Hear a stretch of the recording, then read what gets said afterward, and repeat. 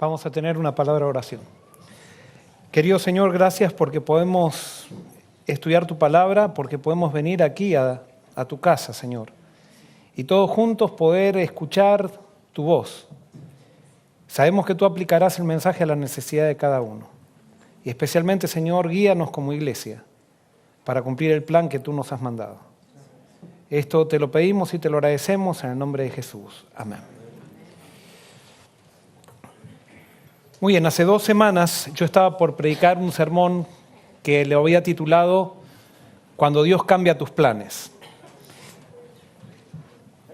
Vino un amigo y le pedí que él predique, y ahora pasaron 2 semanas y pasaron muchas cosas, y entonces ahora lo titulé ¿Por qué Dios cambia tus planes? Porque cambié totalmente el sermón.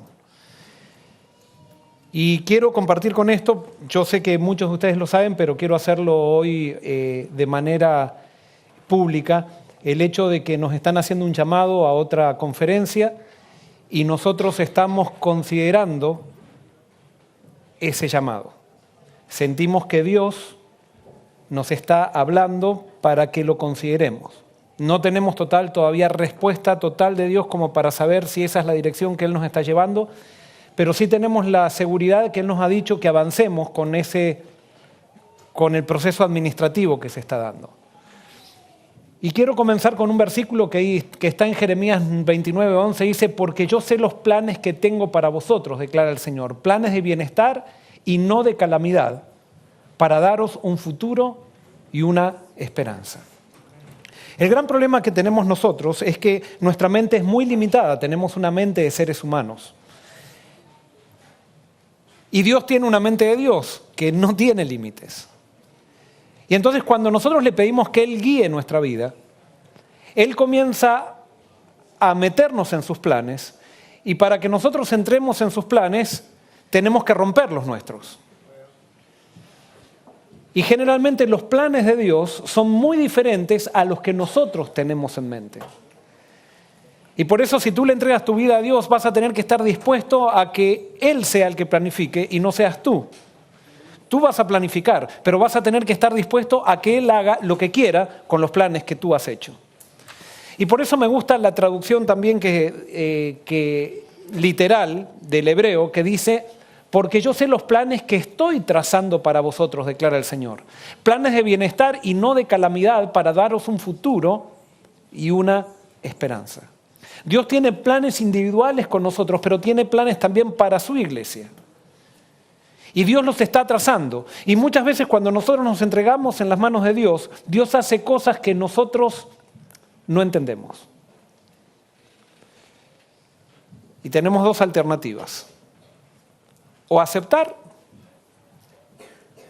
o pelear con Dios y tratar de imponer nuestros planes.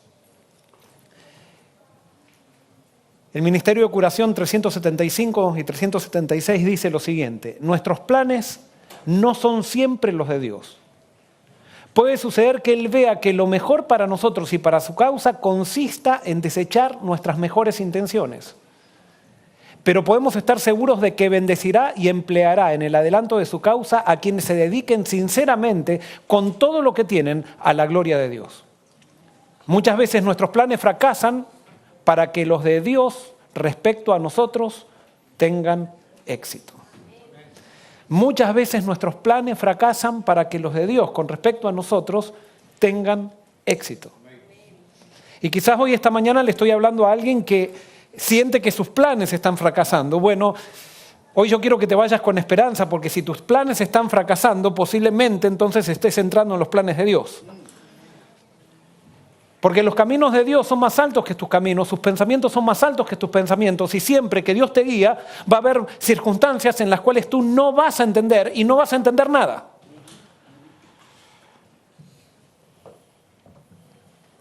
Siempre me gusta esta frase que dice que cuando Dios lo llamó a Abraham a salir de Ur de los Caldeos, dice, y Dios lo llamó sin saber a la tierra donde iba. Dice, vete, sal de Ur y vete a la tierra que te mostraré. Entonces, cuando le preguntaban a Abraham, ¿por qué estás haciendo lo que estás haciendo? Abraham respondía, yo no sé nada, lo único que sé es que Dios sabe. ¿Has llegado a esa circunstancia en tu vida en que puedas decir, yo no sé nada, lo único que sé es que Dios sabe? Justamente esa es la vida de fe y esa es la vida que Dios pretende que cada uno de nosotros vivamos. El gran problema es que nosotros muchas veces nos trazamos planes y sí, pedimos que Dios bendiga nuestros planes cuando nosotros tendríamos que bendecir los planes de Dios. Nosotros tenemos que estar dispuestos a que Dios haga con nuestra vida lo que Él quiere hacer. Y cuando Él haga lo que Él quiere hacer, muchas veces nos va a sorprender. Pero eso va a ser la seguridad. O sea, si nosotros dejamos y aceptamos, vamos a tener la seguridad de que los planes de Dios van a tener éxito en nosotros. Y quiero decirte, y yo no soy nadie para decirte, lo asegura la palabra, que los planes de Dios para tu vida son los mejores que te puedan ocurrir, a pesar que no lo entiendas. Primero de Crónicas 17, 1 al 4. Esta situación es la de David. Y dice así: aconteció que morando David en su casa, dijo David al profeta Natán: he aquí yo habito en casa de cedro, y el arca del pacto de Jehová debajo de cortinas. Y Natán dijo a David: haz todo lo que está en tu corazón, porque Dios está contigo. En aquella misma noche vino palabra de Dios a Natán diciendo: ve y di a David mi siervo, así ha dicho Jehová, tú no me edificarás casa en que habite. Les hago una pregunta. ¿Tenía una buena intención David con el hecho de construirle casa a Dios? ¿Sí o no? Sí. Es más, tenía tan buena intención y era tan bueno el plan que se lo comunicó al profeta y el profeta, sin consultar con Dios, le dijo: no, esto viene de Dios, va. Y Dios dice: no. Aunque tengas buenas intenciones, dice Dios, yo te voy a romper tus planes y tú tienes que estar dispuesto a que te los rompa.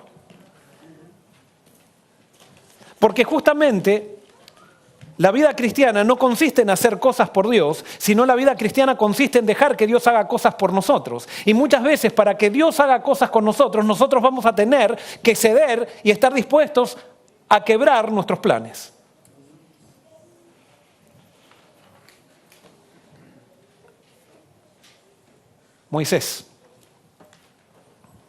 Moisés tuvo muy buenos planes, es más, Dios lo llama con un plan. Y Moisés no tenía ningún plan de sacar a Israel de Egipto ya cuando estaba en el desierto. Y sin embargo Dios lo llama y le dice: quiero que sigas mi plan. Y mi plan es que tú seas el instrumento para que saques a Israel de Egipto. Y ustedes saben que Moisés agarró ese llamado con mucha desconfianza.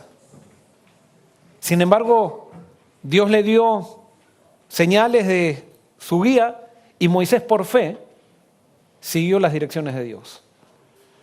Y en esa circunstancia encontramos Números 20:11. Moisés estuvo 40 años caminando con Israel por el desierto y el plan de Moisés, que era el plan de Dios, era que él iba a introducir, ese era su sueño, introducir a Israel en Canaán. Ese era su sueño. Para eso todos los días vivía. Es más, después de un año estuvo a punto de hacerlo, el pueblo no confió y Moisés dijo: bueno, 40 años. Y estuvo 40 años vagando junto con Israel por el desierto. Sin embargo, cuando estaban llegando al final de esos 40 años, justo en el borde, casi en el borde de la tierra prometida, encontramos este pasaje. Llegaron los hijos de Israel, toda la congregación al desierto de Sin en el mes primero. Y acampó el pueblo en Cades, y allí murió María, y allí fue sepultada. Y porque no había agua para la congregación, se juntaron contra Moisés y Aarón. Y habló el pueblo contra Moisés diciendo: ojalá hubiéramos muerto cuando perecieron nuestros hermanos delante de Jehová. ¿Por qué hiciste venir la congregación de Jehová a este desierto para que muramos aquí nosotros y nuestras bestias? ¿Y por qué nos has hecho subir de Egipto para traernos a este mal lugar? No es el lugar de sementera, de higueras, de viñas, ni de granadas, ni aún de aguas para beber. Y se fueron Moisés y Aarón de delante de la congregación a la puerta del tabernáculo de reunión, se postraron sobre sus rostros y la gloria de Jehová apareció sobre ellos. Y quiero ahora que presten atención a lo que viene, porque quiero que especialmente presten atención a la parte que resalté en amarillo. para que vean algunas cosas interesantes. En el versículo 7 dice, y habló Jehová a Moisés diciendo, toma la vara y reúne la congregación, tú y Aarón tu hermano, y hablad a la peña a vista de ellos. Y ella dará su agua y le sacarás aguas de la peña y darás de beber a la congregación y a sus bestias. Es interesante. ¿Qué le dice Dios a Moisés? ¿Que tome qué? Que tome la vara. ¿Y qué tenía que hacer con la roca? Hablarle. Ahora, pero entonces Dios tendría que haber dicho, no agarres la vara, ve y habla con la roca. No, toma la vara y habla a la roca. Con la vara que años antes él había golpeado, le había dicho Dios, golpea la roca y va a salir agua. Ahora Dios le dice, toma la misma vara con que golpeaste la roca la vez pasada, pero ahora le vas a hablar a la roca. Y ahora fíjense lo que hizo Moisés. Entonces, ¿qué hizo Moisés? ¿Tomó qué? Tomó la vara de delante de Jehová. ¿Por qué? Porque Dios le mandó que tome la vara. Y reunieron Moisés y Aarón a la congregación delante de la peña y les dijo, oíd ahora rebeldes, ¿os hemos de hacer salir agua de esta peña? Entonces alzó Moisés su mano y golpeó la peña con su vara 2 veces. Y salieron muchas aguas y bebió la congregación y sus bestias. Y Jehová dijo a Moisés y Aarón, por cuanto no creísteis en mí para santificarme delante de los hijos de Israel, por tanto no meteréis esta congregación en la tierra que les he dado. ¿Qué tuvo que hacer Dios con el sueño que tenía Moisés? Tuvo que romperlo. Y ahora les hago una pregunta. ¿Qué hizo Moisés con el sueño que tenía Dios? Se lo rompió también. No solamente Dios rompe nuestros sueños, sino que nosotros rompemos los sueños de Dios. Y Dios muchas veces tiene que hacer las cosas de manera diferente por causa de que nosotros le rompemos los sueños, porque el sueño de Dios también, la idea de Dios era que Moisés introduzca a Israel a Canaán y llevárselo vivo de allí a Moisés. Llevárselo vivo al cielo. Sin embargo, el plan original de Dios, Moisés se lo rompió. Acá hubo 2 problemas, no solamente lo tuvo Moisés, sino había un problema con Israel. ¿Cuál fue el problema de Israel? ¿Cuál era el problema de Israel? Y vamos a hacer con preguntas esto. ¿A quién le echaban la culpa cuando las cosas no salían como ellos esperaban? ¿Qué hacía Israel? Cuando algo no salía como ellos esperaban, ¿a quién le echaba la culpa? A Moisés. Es más, cuando no había agua, ellos se acordaban y decían, Moisés fue el que nos sacó de Egipto, así que él tiene la culpa por la que ahora no hay agua. Cuando tenían hambre, entonces decían, Moisés, ¿por qué nos sacaste? ¿Por qué hiciste esto? ¿Por qué? Ahora danos de comer. ¿Y Moisés a quién clamaba? A Dios. Otra pregunta, ¿a quién le atribuían el éxito cuando las cosas salían bien? ¿A quién le atribuía a Israel el éxito cuando las cosas salían bien? ¿A quién le atribuían? Bueno, no hay muchos de esos versículos, pero cuando tú le echas la culpa a alguien por las cosas que salgan mal y Dios está guiando, cuando las cosas salen bien, ¿a quién le atribuyes el éxito? A la persona también. Ellos también le atribuían el éxito a Moisés. Cuando llegaron a Canaán estaban todos tan convencidos que gracias a Moisés, por la paciencia que había tenido, por todo eso, que estaban allí, y ellos no estaban allí por Moisés. ¿Por quién estaban? Por Dios. Cuando ellos tenían problemas, no era Moisés el que le causaba los problemas. Cuando Dios no hacía las cosas como en los tiempos que ellos querían, cuando Dios no hacía las cosas como ellos querían, no era el problema de Moisés, el problema era de Dios. Pero ellos le echaban la culpa ¿a quién? A Moisés. ¿Cuál era el problema del pueblo? El problema del pueblo era que solamente veía a Moisés y no podía ver a Dios.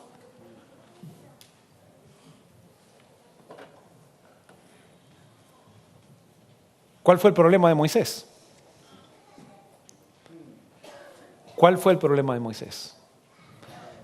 El problema de Moisés fue que creyó que era él el que estaba a cargo del pueblo. O sea, al principio cuando el pueblo le echaba la culpa a él no se lo creía. Cuando le daba los éxitos no se lo creía. Pero llegó un momento que hasta Moisés empezó a creer que era por él. Y por eso dice, os hemos de hacer sacar agua de la roca. Como diciendo, ya hice tantas cosas por ustedes, una más. Bueno.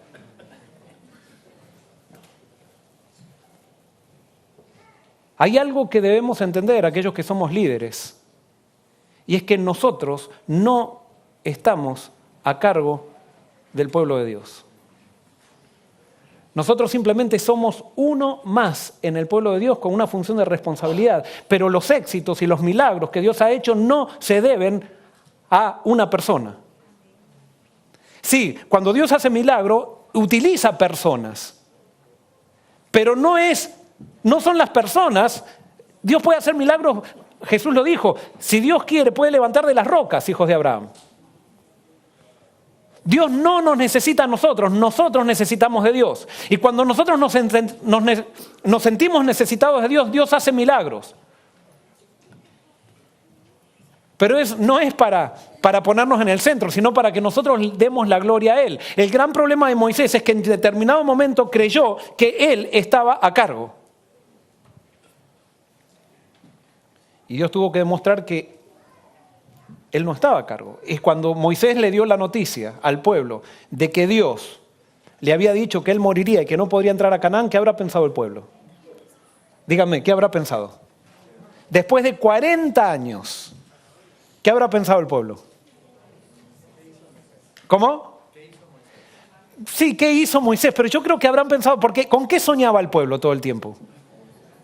No, con Moisés no soñaba, o sea, ¿con qué soñaba el pueblo?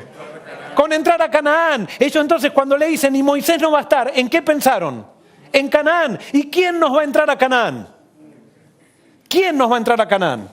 Si Moisés ha estado todo el tiempo liderándonos y nosotros sabemos que tú lo llamaste para que nos haga entrar a Canaán y ahora Dios se revela y se santifica delante del pueblo como diciendo, yo no necesito ninguna persona para que ustedes entren a Canaán. Será con Moisés, será con Josué, será con Caleb o será con el que sea. Pero no va a ser por una persona que ustedes entran por mí. ¿Cuál fue el otro problema de Moisés? Pensó que el poder estaba en la vara. Y eso es algo que tenemos que empezar a darnos cuenta, que los planes de Dios se pueden cambiar en cualquier momento y Dios puede cambiar la estrategia de trabajo en cualquier momento. Claro, Moisés estaba acostumbrado, con la vara había tocado el Mar Rojo y se había todo el Mar Rojo. A la vara la había tirado y se había transformado en serpiente y se había tragado las otras serpientes. Con la vara, ¿qué más había hecho con la vara? Con las plagas, había golpeado la roca antes y había salido agua. Ahora cambió Dios el método, ya no es más la vara, háblale a la roca. ¿Qué quiere decir esto? Los métodos de Dios no son más importantes que Dios. ¿Por qué? Porque nosotros muchas veces ponemos a los métodos de Dios como más importantes que Dios. Entonces muchas veces hay personas que dicen, yo tengo salud porque sigo la reforma pro salud. No, la reforma pro salud no te da salud, es Dios a través de la reforma pro salud, pero no es la reforma pro salud. Entonces a Dios a veces te tiene que mostrar que la reforma pro salud, si tú la estás siguiendo como un fin en sí mismo, pensando que si comes esto, si no comes esto, vas a tener vida eterna. No, no es así. Es Dios. Nosotros muchas veces tendemos a cambiar los medios por los fines. A veces decimos, Dios nos respondió porque oramos. No, Dios te respondió porque Él te respondió. Sí, la oración fue el medio que tú le prestaste a Dios y por el cual desarrollaste necesidad para recibir la bendición. Pero Dios no te responde gracias a tu oración. Dios te responde gracias a Él. El poder de Dios no está en la oración, el poder de Dios está en Él.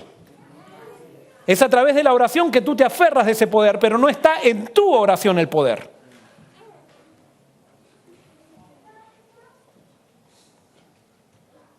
Es por eso que Dios a veces tiene que romper nuestros planes, tiene que romper nuestros métodos, tiene que romper para que nosotros estemos dispuestos a seguirlo a Él. Nosotros siempre leímos que había que criar hijos en el campo. Y tuvimos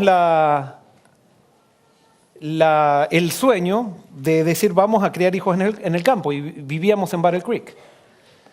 Y pensábamos que ya estábamos a un paso del campo, un pueblito casi que no tiene vida, que a las 6 de la tarde se muere todo. Y estábamos a un paso del campo y cuando estábamos allá nos hacen un llamado a Atlanta. Y me acuerdo cuando fuimos a Atlanta siguiendo el plan de Dios, allí estábamos evaluando y decíamos, pero esta ciudad no nos gusta, semáforos, están en los semáforos parados en el rush hour con los embotellamientos o como le dicen en Chile el taco. Con todo eso no nos gustaba. Y decidimos no aceptar el llamado. Y la noche que estábamos allí luchando con eso, Yo no pude dormir en toda la noche, Amelia, no sé, creo que tampoco pudo dormir mucho, pero estábamos en la casa de mi hermana y mi sobrino tenía una devoción matutina al lado de la cama. Y cuando Amelia lee la devoción matutina de ese día, cuando estábamos allí diciendo no vamos a aceptar el llamado porque nosotros queremos seguir los consejos de Dios. Resulta que ella lee en la devoción matutina que decía a Pablo no le tocaba elegir dónde servía a Dios. Él era tan feliz predicando en el Areópago griego como en la cárcel mamertina. A ti no te toca elegir, tú tienes que seguir. Y ella me entrega la devoción matutina y me dice, Joel, ¿qué te parece esto? ¿Qué nos está queriendo decir Dios con esto? Y la leo y sentí que Dios nos estaba diciendo, es acá. Hay una misión acá. Y nos arrollamos. Y le dijimos, Señor, no queremos estar en Atlanta. No nos gusta. Y tú sabes que queríamos criar a nuestros hijos en el campo. Pero si es tu voluntad, lo aceptamos. Y aceptamos ahí. Y nos levantamos con una paz. Lloramos en esa oración, lloramos los dos. Y nos levantamos con una paz. Y ahora pregúntenos cómo fueron los 6 años de Atlanta que pasamos ahí. Fueron espectaculares. Vivíamos en el county que tenía más parques, que es la verdad, Gwinnett County es el county que tiene más parques en todo Estados Unidos. Todos los días salíamos con los chicos a un parque diferente, a caminar y a hacer cosas en la naturaleza. Después Dios nos trajo acá y pensamos que Dios nuevamente nos está trayendo para acercarnos al ideal. Pero Dios quiere que entendamos que sus consejos no son más grandes que Él. No van a ser, el seguir sus consejos no va a ser lo que nos salve. Lo que nos salve va a ser Él. Seguir los consejos de Dios no va a ser lo que haga que nuestros hijos se salven, sino si nosotros seguimos los consejos para estar más cerca de Dios, sí, eso es muy bueno.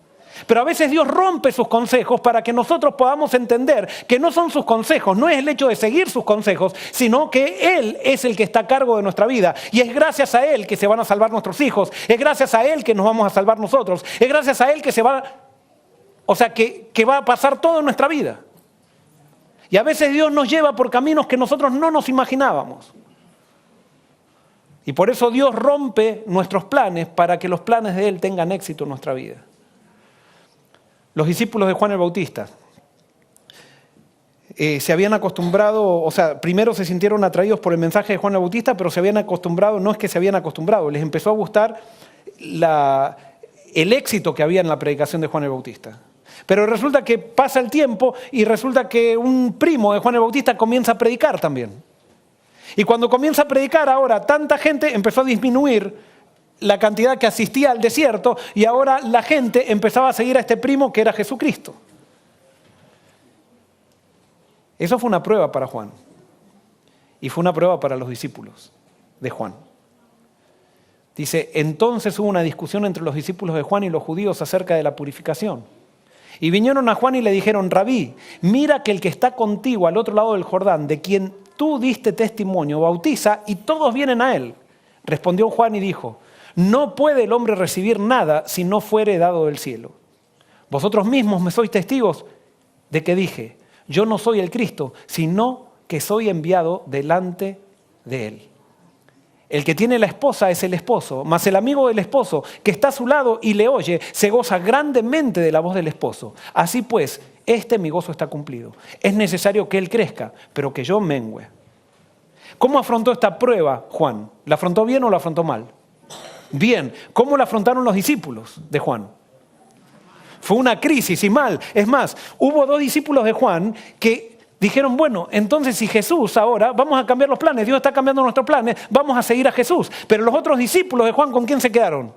Con Juan. ¿Y a quién tendrían que haber seguido? A Jesús. No era la persona de Juan, era el plan de Dios. Y era aceptar el plan de Dios, el plan que Dios tenía para la vida de ellos. Ahora fíjense el comentario que hace el Espíritu de Profecía, deseado de todas las gentes. Juan había sido llamado a destacarse como reformador.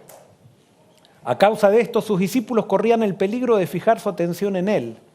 sintiendo que el éxito de la obra dependía de sus labores y perdiendo de vista el hecho de que era tan solo un instrumento por medio del cual Dios había obrado. Pero la obra de Juan no era suficiente para echar los fundamentos de la iglesia cristiana.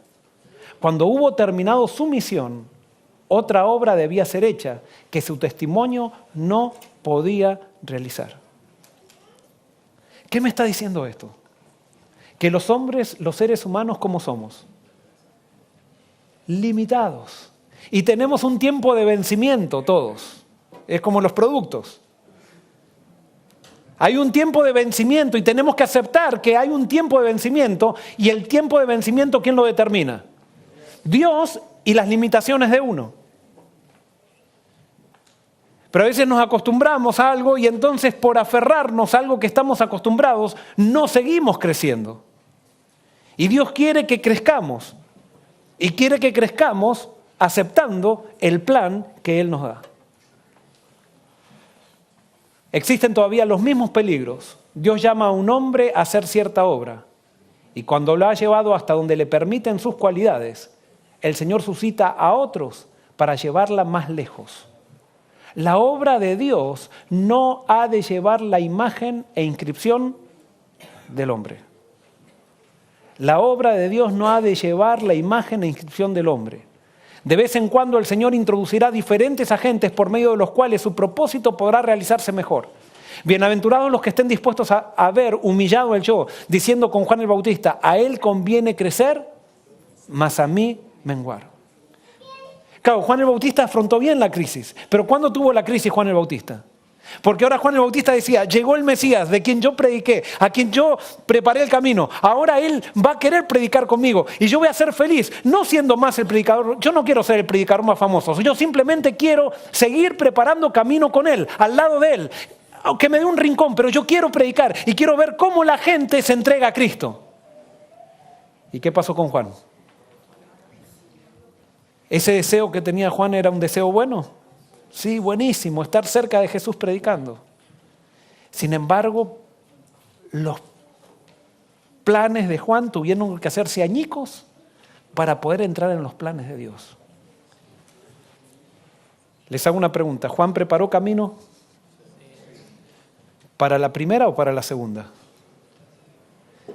Yo tengo la seguridad de esto. Yo sé que muchos lo pueden negar, pero yo creo que esto es verdad lo que voy a decir. Yo estoy seguro, Juan no entendió nada, él murió en la mazmorra, le cortaron la cabeza. Pero estoy seguro que Juan resucitó cuando Jesús resucitó. Y no tuvo solamente el privilegio de ver cómo gente se entregaba a Cristo, sino que ahora pudo ver la realización y pudo confirmar la realización de lo que él había predicado y pudo entender lo que él no había entendido. Y pudo predicar por 40 días. Pudo predicar junto a Jesús, preparando el camino no para la primera venida, sino para la segunda venida. ¿Y dónde está Juan ahora? Está en el cielo. ¿Eran mejores los planes de Dios para Juan? Sí que eran mejores. Pero llega un momento que para entrar en los planes de Dios, Dios tiene que romper nuestros planes para que nosotros entendamos que no son nuestros planes lo que es lo más importante, sino que es Dios lo más importante. No podemos hacer de nuestros planes algo más grande que el Dios de los planes. Jesús y sus discípulos. Es interesante esto, Juan 16, 7 y 8. Sin embargo os digo la verdad, os conviene que yo me vaya, porque si no me fuera, el Consolador no vendría a vosotros. Pero al irme os lo enviaré. Y cuando Él venga, convencerá al mundo de pecado, de justicia y de juicio. Y acá hay algo interesante. Jesús, el Verbo encarnado, el Hijo de Dios, el Creador del universo, estaba caminando con los discípulos y Él dice que convenía que Él se fuera. No. Si tú fueras un discípulo y eres consciente que estás caminando con el Verbo de Dios y Jesús te dijera eso, ¿qué dirías? Lógicamente no hace lógica. No hace lo que vamos a hacer, Jesús. Tenemos la oportunidad de estar con el Mesías y Él dice que se va y que conviene que se vaya. Ahora yo les hago una pregunta. ¿Cuándo fueron los discípulos más efectivos? ¿Antes de que Jesús se fuera o después que Jesús se fue? ¿El problema estuvo en Jesús? El problema, ¿por qué? ¿Por qué después fueron más efectivos? Porque fueron investidos por el Espíritu Santo. ¿Por qué fueron investidos por el Espíritu Santo? Porque sintieron la necesidad. Porque la vida poderosa, y esto escuchen bien esto, la vida poderosa del Hijo de Dios se basa en la fe, no en la vista. Y por eso, a pesar de que Jesús era el Hijo de Dios, el Verbo de Dios encarnado, mientras él lo podían ver, no era tan poderoso Jesús como cuando se fue. Porque lo importante no era la figura de Jesús, sino lo importante era el mensaje de Jesús. Y mientras Jesús estuviera como figura, ellos no podían captar bien el mensaje. Y tenemos que entender que no hay nada, absolutamente nada, que pueda tirar el plan de Dios abajo para nosotros. Lo único que puede tirar el plan de Dios para nosotros abajo es nuestra falta de fe. Es no aceptar los caminos de Dios para nuestra vida. ¿Y por qué les digo esto? Porque hay personas y perdonen que hoy predique sea testimonial esto, pero hay personas que se acercaron y me decían, pastor, ¿qué va a pasar con el proyecto? ¿Qué va a pasar? Se está yendo a la mitad. Primero, no sé si me estoy yendo, no sabemos si nos estamos yendo, todavía no sabemos, pero sí estamos avanzando en eso. Si ustedes piensan que el proyecto se va a caer porque se va el pastor, entonces evidentemente es necesario que me vaya. Este proyecto es de Dios, no es de un pastor. Yo sé que al principio, y no lo digo ahora como recriminación ni nada, pero estoy también, hay que hacer historia. Al principio hubo muchas personas que dijeron, este es el proyecto del pastor. Y no lo digo así, pero, no es que ya creo que perdone todo eso. Pero esto no fue el proyecto del pastor. Este es un proyecto de Dios. Y Dios está a cargo de esto. Y Dios en este momento, que yo creo que nadie piensa que es el proyecto del pastor, gloria a Dios por eso, en este momento. Dios, increíblemente, hace surgir un llamado cuando se vota el arreglo con la universidad, tenemos la plata para construir, se está vendiendo el terreno. En este momento hay un grupo de gente americana que quiere hablar conmigo porque quiere ver cómo nos pueden ayudar. Es todo lo que soñamos. Pero ¿qué hace Dios cuando en el momento que soñamos? Él viene a romper nuestros planes. ¿Y para qué viene a romper nuestros planes? Viene a romper nuestros planes para que yo sea el primero que entienda y para que ustedes entiendan que esto no es nuestro, esto es de Dios. Y esto va a seguir adelante si es que tenemos fe, porque los discípulos pudieran haberse venido abajo después de que Cristo se fue por no buscar el Espíritu Santo y por no creer en lo que Jesús decía. Jesús decía, os conviene que yo me vaya. Y si Jesús decía que convenía que Él se vaya, convenía que Él se vaya, punto. No lo dudamos. Y entonces es importante que nosotros también tomemos esto, entendamos esta verdad. Una de nuestras principales preocupaciones con Amelia es ¿qué va a pasar con la iglesia? Les soy sincero. Y cuando yo hacía esa pregunta a Dios, estaba cometiendo el pecado de Moisés y justo me dice, Joel, no puedes entrar a la tierra prometida. ¿Qué va a pasar? Y Dios me dice, ¿qué va a pasar con esta iglesia? ¿Quién es el pastor, Joel, de esta iglesia? ¿Quién es? Soy yo, dice Jesús. No eres tú tienes una función nomás. Y sí, muy bien, pero soy yo. Y es necesario que creamos eso. Y es necesario que yo lo crea también. Es necesario que yo cuando me vaya de acá, si es que me voy, o si cuando nos vamos de acá, si es que nos vamos, yo mire que esta iglesia crezca, crezca y crezca y crezca y crezca, y no sería un pecado demasiado grande de soberbia y sería un anticristo, de decir, bueno, ojalá que el otro pastor no le vaya tan bien para que vean cómo me necesitaban a mí. Que eso es muy humano, es muy humano. No, esta iglesia tiene que seguir creciendo. Y quiero decirles algo, que también yo sé que muchas veces enseguida cuando uno está anunciando que se va a otro lado surgen las teorías conspirativas de que quizás la conferencia lo está sacando una persona o varias personas se pusieron de acuerdo. No, acá no existe eso. No existe eso, gracias a Dios. Lo único que existe es un deseo de hacer la voluntad de Dios. Y cuando nos llegó el ofrecimiento, como sentíamos que se había terminado una etapa acá, la primera etapa, decidimos con Amelia qué vamos a hacer. Entonces me dijeron, en 4 días, no, fue así. Dijimos, bueno, vamos a orar, vamos a ver qué es lo que Dios dice. Y entonces me dijeron, en 3 días te vamos a llamar por teléfono. Y pasaron 3 días y no nos llamaron. Y ya estábamos dados, o sea, pasó jueves, viernes, sábado, domingo, y estábamos el domingo o el lunes, no me acuerdo, charlando con Amelia en la habitación, y yo me metí al baño, y cuando estaba en el baño, suena el teléfono. Y cuando ve a Amelia, ve de la zona donde me están llamando, y dice, Joel, te están llamando, y digo, no contestes. Vamos a orar. Y oramos. Y le dijimos, Señor, no sabemos qué es lo que tú quieres. ¿Qué quieres con esto? Y entonces Amelia me dice, yo le pedí una señal a Dios. Le digo, ¿qué le pediste? Yo le pedí que si se vota allá, porque me habían dicho que había varios candidatos, si se vota unánimemente de que nosotros, que nos quieren allá, vamos a darle lugar al proceso. Que esto viene, o sea, tenemos que darle lugar al proceso que viene de Dios. Entonces le digo a Amelia, ¿qué hago? ¿Le pregunto si se votó unánime o no? Y entonces quedamos con Amelia y dijimos, no vamos a preguntar nada. Vamos a ver qué es lo que nos dicen.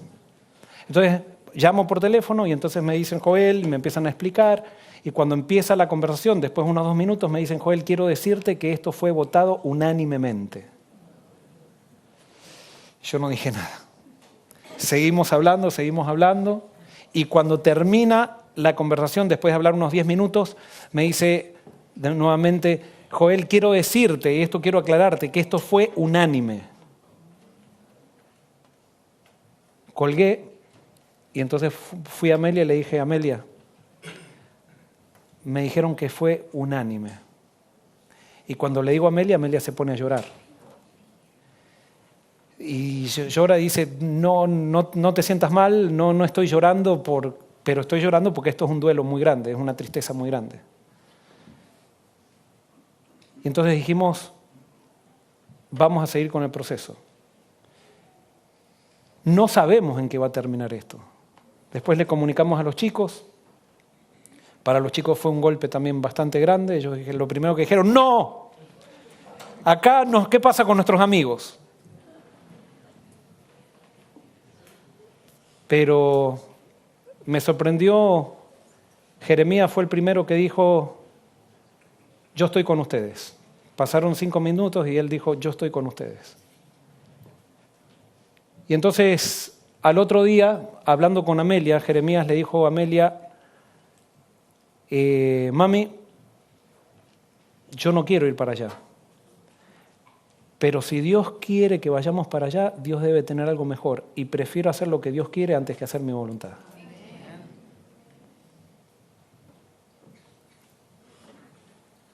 Que un chico de 12, 13 años diga eso, tremendo. Entonces, anteayer estaba Yael y dice, le estoy pidiendo, estamos orando, dice, yo estoy todos los días orando. Y entonces Yael dice, hoy le pedí a Dios, cuando hacía mi culto, cuando iba a leer la Biblia, le pedí a Dios que si cuando leía la Biblia, en el pasaje decía que Él nos estaba guiando, quiere decir que tenemos que ir para allá. Y le digo, ¿y qué te dijo Dios? ¿Qué te dijo Yael?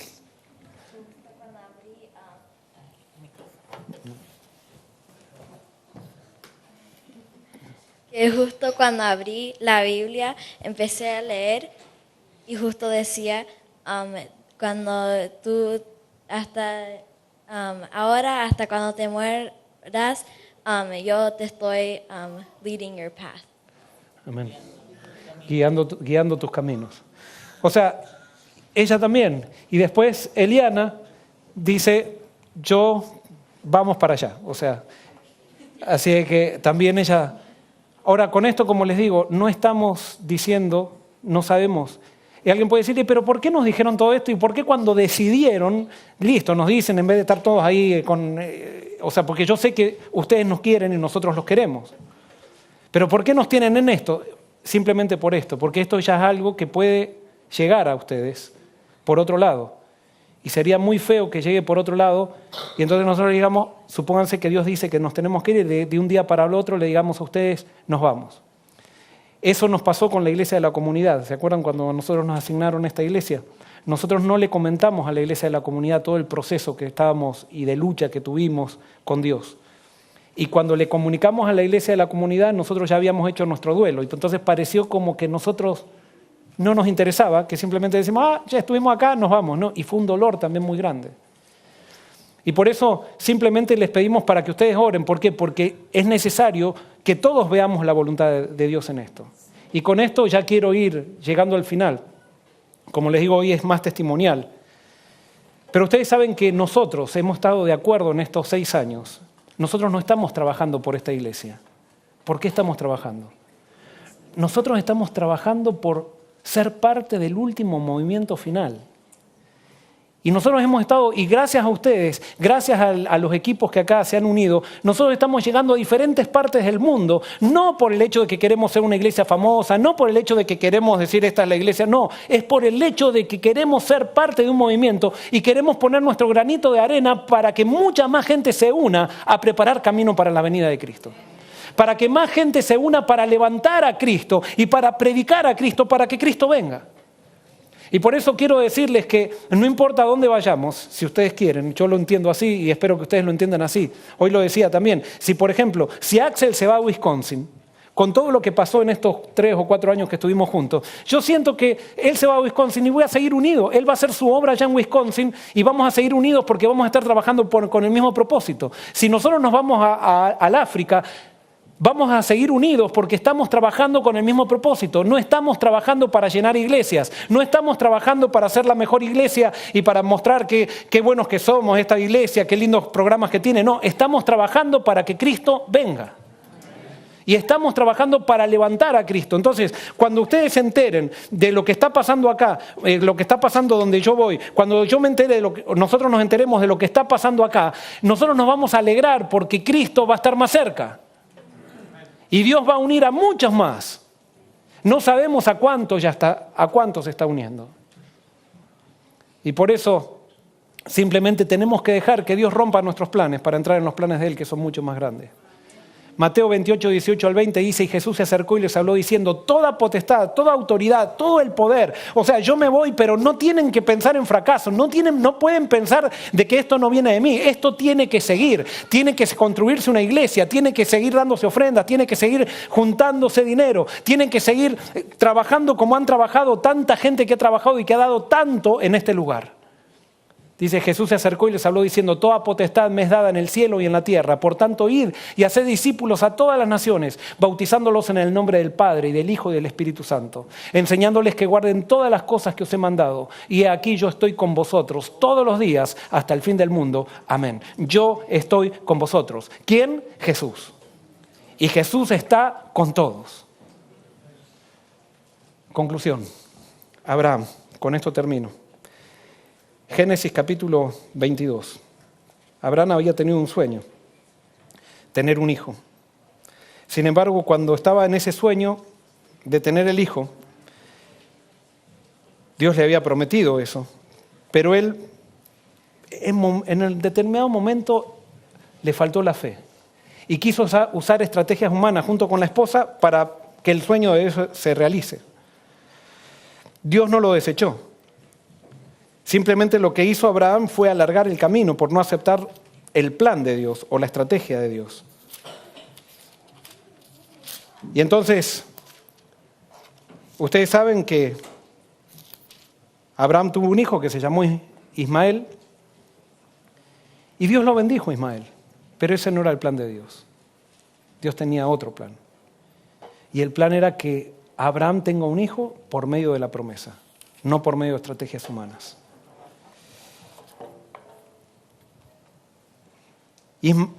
Isaac nació.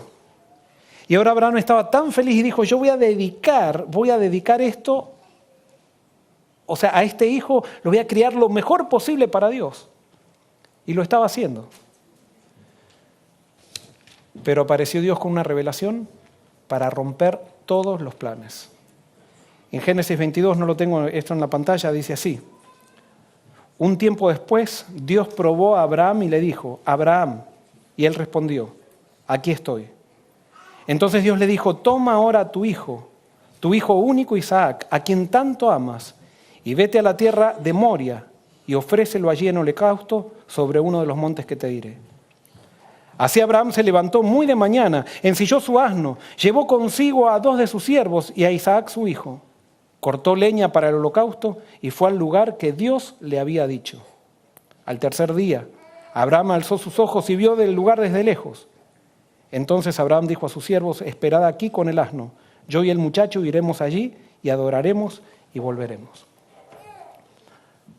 Abraham tenía un sueño con su hijo.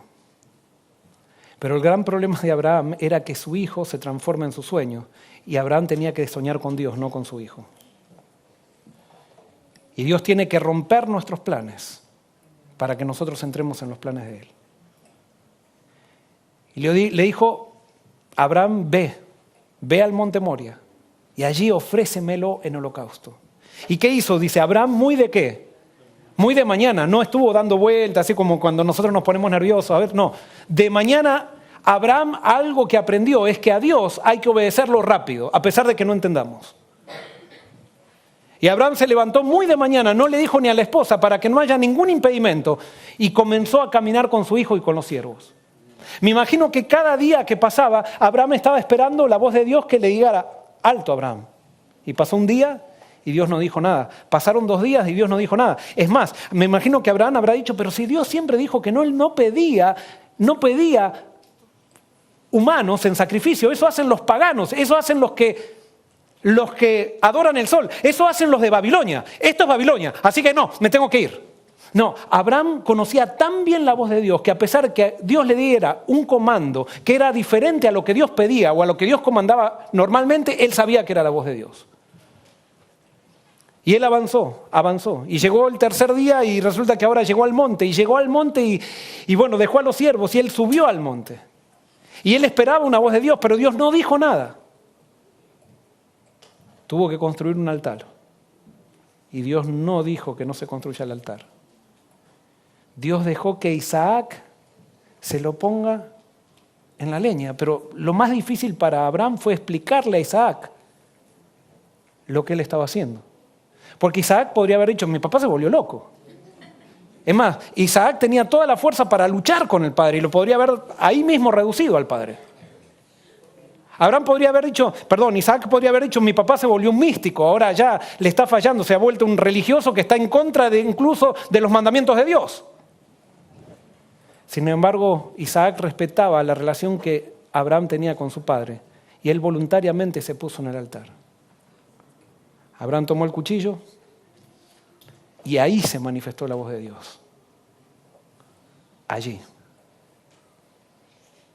No lo hagas, Abraham. Yo sé que me temes. Dios sabía que Abraham lo temía. El que no estaba muy seguro si lo temía era Abraham, porque antes había fallado. Y ahora Dios le estaba dando nuevamente una prueba para que él sepa que Dios había hecho una diferencia en su vida. Dios no quiere saber qué es lo que hay en tu corazón con las pruebas. Dios quiere que tú sepas lo que hay en tu corazón con las pruebas. Y Dios quiere que entiendas que va a llegar un día que tú te darás cuenta que Dios ha llegado a ser lo máximo en tu vida. Pero quiero decirte algo. ¿Qué hubiera pasado si Abraham hubiera tratado de sacrificar por hacer más rápido el proceso y todo más en el segundo día, no en el monte Moria? El cordero, ¿se acuerdan cuando Isaac ya le dijo, él se dio vuelta y ¿qué vio? Un cordero. El cordero estaba en el lugar donde estaba el altar. Cristo no está en el atajo. Cristo no está en el apresuramiento. Cristo aparece en la quiebra de uno mismo. Cristo está en el lugar donde Dios dijo que debemos sacrificar a lo que más queremos. Y por eso muchas veces Dios va a quebrar tus planes para que tú entres en los planes de Dios. Quizás cuando los quiebre tus planes, como en el caso de Abraham, sea simplemente para que tú sepas que eres fiel a Él. Y quizás no tengas que sacrificar ningún hijo. Pero lo importante es que entendamos, que Dios quiere que entendamos que Él es lo principal. Termino con esta cita. Cualquiera sea nuestra situación, dependemos de Dios, quien tiene todos los destinos en sus manos. Él nos ha señalado nuestra obra y nos ha dotado de facultades y recursos para ella. Mientras sometamos la voluntad a Dios y confiemos en su fuerza y sabiduría, seremos guiados por sendas seguras para cumplir nuestra parte señalada en su gran plan. Pero el que depende de su propia sabiduría y poder se separa de Dios. En vez de obrar al unísono con Cristo, cumple el propósito del enemigo de Dios y del hombre. Cuando queremos depender de nosotros mismos, no estamos siguiendo el plan de Dios. Y por eso, la manera de que aprendamos a no depender es cuando Dios quiebra nuestros planes. Y de acuerdo a cómo nosotros respondemos a la quiebra de los planes de Dios, aprendemos a entrar en los planes de Él. Vamos a terminar cantando este canto que ahora en esta serie que estoy comenzando es el canto lema, que se titula Recibiréis poder. Que sabemos que Cristo está con su iglesia, Cristo está con nosotros y nosotros tenemos que seguir haciendo lo que Él nos mostró y nos muestra. Vamos a ponernos de pie, si les parece, y vamos entonces a cantar este canto que hace 3 años lo enseñamos.